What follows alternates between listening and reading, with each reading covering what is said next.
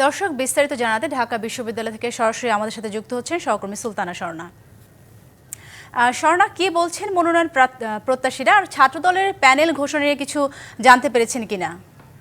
সাথে প্রথমেই আসলে জানতে চাই, এই মাত্র অর্থাৎ 5টা বাজার সাথে সাথেই কিন্তু শেষ হয়েছে মনোনয়নপত্র সংগ্রহের সবশেষ সময়, এবং একদম শেষ মুহূর্তে ছাত্রদলের পক্ষ থেকে কিন্তু 3টি হলের সদস্য সচিবরা কিন্তু এসেছে, সভাপতিরা এসেছেন, এবং তারা কিন্তু একজন তাদের মধ্য থেকে আজ মনোনয়নপত্র একদম শেষ মুহূর্তেই সংগ্রহ করেছেন, এবং বলাই চলে এবারের ডাকসু নির্বাচনের সব শেষ মনোনয়নপত্রটি তিনি সংগ্রহ করেছেন। এবং আমরা যখন ছাত্র দলের পক্ষ থেকে অর্থাৎ আজ যারা সদস্যপদ কিংবা মনোনয়নপত্র সংগ্রহ করেছেন ছাত্র সংসদের জন্য কিংবা ডাকসুর জন্য, তাদেরকে আমরা যখন জিজ্ঞাসা করছি, তারা কিন্তু গতকালকের মতো আজও আমাদের একটি জিনিসই বলেছেন, হাইকমান্ড থেকে তাদের পূর্ণাঙ্গ প্যানেলটি কিন্তু জানানো হবে, এবং পূর্ণাঙ্গ প্যানেল হাইকমান্ড থেকে জানানোর আগ পর্যন্ত কিন্তু তারা কে কোন পদে মনোনয়নপত্র সংগ্রহ করছেন সেটি সম্পর্কেও কিন্তু গণমাধ্যমের সামনে অবহিত করতে তারা আসলে আমাদের সাথে সেই তথ্যও কিন্তু বলেননি। এবং তার পাশাপাশি যদি যুক্ত করি, ছাত্র দল পাশনের সাথে সাথে আজ কিন্তু ছাত্র শিবির এবং বাম সংগঠন এর পাশাপাশি বিভিন্ন দল থেকে কিন্তু অনেকেই মনোনয়নপত্র সংগ্রহ করেছেন, তার পাশাপাশি অনেকেই মনোনয়নপত্র দিয়েছেন, তবে মনোনয়নপত্র জমা দেবার সংখ্যাটাই কিন্তু অনেক বেশি।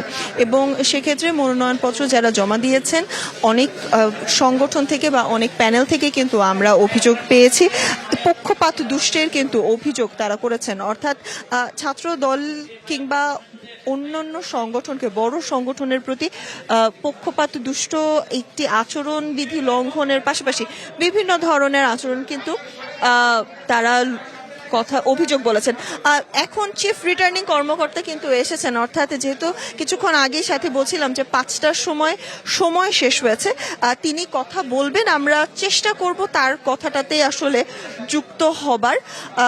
তবে এখন পর্যন্ত, আজ পর্যন্ত আমাদের কাছে যে তথ্য আছে, আজ 80 জনের মতো কিন্তু মনোনয়নপত্র সংগ্রহ করেছেন, এবং আমরা এর মাধ্যমে কিন্তু প্রায় 600-র মতো মনোনয়নপত্র, ডাকসুর মনোনয়নপত্র কিন্তু আজ বিতরণ করা হয়েছে, এবং সব মিলিয়ে বিতরণ করা হয়েছে, এবং তার সাথে কিন্তু হল সংসদেরও মনোনয়নপত্র সংগ্রহ করার সময় শেষ হয়েছে আজ বিকেল 5টা।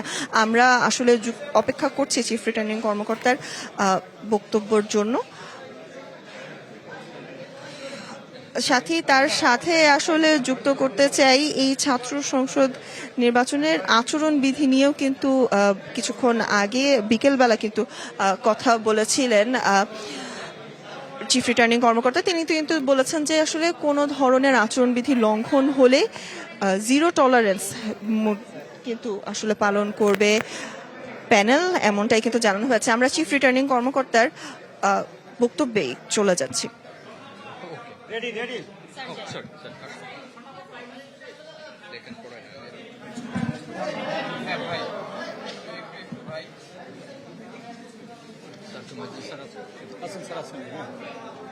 সবাই রেডি? যাবো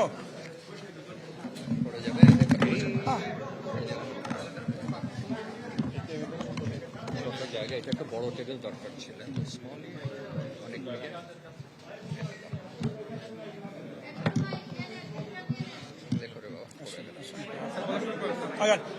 প্রিয় সাংবাদিক ভাই বোনেরা,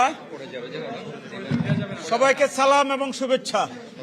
আপনারা গত 12 তারিখ থেকে আমাদের মনোনয়ন ফর্ম বিতরণ আপনারা রিপোর্ট করতেছিলেন।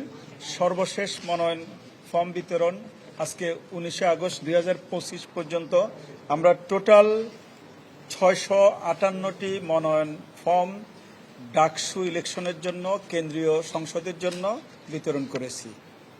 এই পর্যন্ত 658টি। আজকে জমা পড়েছে 106টি, আর আজকে বর্ধিত যে সময় ছিল টাইম, আজকে নিয়েছে 93টি। তাহলে মোট আমাদের এই পর্যন্ত বিতরণ ডাকসুতে 658টি। হল সংসদের আপডেটটা আমরা এখনো পাইনি। আমার মনে হল সংসদগুলোতে বেশি যায়নি। আপনারা আগে গতকাল যে 1226 পেয়েছিলেন, তার সাথে হয়তো প্লাস কিছু হবে, সেটা এখন পর্যন্ত আমরা যেহেতু দিতে পারিনি আর বললাম না। তো ঠিক আছে, আপনাদেরকে অসংখ্য ধন্যবাদ আমাদের প্রতিদিনের নিউজগুলো কভার করার জন্য এবং তথ্যগুলো জনগণের দ্বারপ্রান্তে পৌঁছিয়ে দেওয়ার জন্য। সকল মিডিয়াকে আমরা ডাকসুর পক্ষ থেকে ধন্যবাদ জানাচ্ছি। আমাদের চিফ রিটার্নিং অফিসার সহ সকল রিটার্নিং অফিসারের পক্ষ থেকে আপনাদেরকে ধন্যবাদ জানাচ্ছি। স্যার, একটা অভিযোগ আছে, যেটা হচ্ছে অনেকটা এরকম যে বাম গণতান্ত্রিক ছাত্রজোট সহ গণ অধিকার পরিষদের যে ছাত্র সংগঠন আছে তারা সবাই বলেছে যে দাবি প্রশাসন একটি বিশেষ রাজনৈতিক দলকে সহযোগী সংগঠনকে সুবিধা দিচ্ছে, বাড়তি সুবিধা দিচ্ছে এবং অনেকটা পক্ষপাতমূলক আচরণ করছে। এই বক্তব্যের সঙ্গে আপনারা একমত কি বলবেন? আপনারা দেখেছেন গত 12 তারিখ থেকে আপনারা এখানে সবাই সাক্ষী ছিলেন। এখানে কোনো ছাত্র সংগঠনের পরিচয় কেউ আসে নাই। ডাকসুতে কোনো মার্কা এবং কোনো সংগঠনের পরিচয় নাই। শুধুমাত্র আমাদের গঠনতন্ত্র অনুযায়ী বৈধ ছাত্রছাত্রীরা এখান থেকে ফর্ম নিয়েছে, ফর্ম জমা দিয়েছে। এর বাইরে কোনো ধরনের পরিচয় এখানে কিছু হয়নি।